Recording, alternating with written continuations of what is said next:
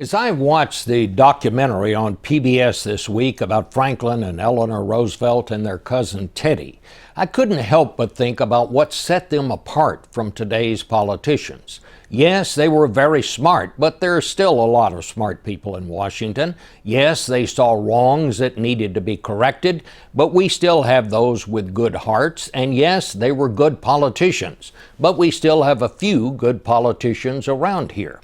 What set them apart, to my mind, was their courage. When they saw wrong, they not only tried to make it right, but they did so with no guarantee of success. What a glaring contrast to the Washington of today, which spends most of its time doing nothing and the rest of its time devising schemes to avoid responsibility for anything. The latest example: when Congress approved arming the Syrian rebels, they stuck the legislation in a bill that also provided money to keep the government from shutting down. That way, if arming the rebels turns out to be a debacle, members can say, "I was never for arming the rebels, I just voted to prevent a government shutdown." The Roosevelt documentary was 14 hours long, spread over 7 nights.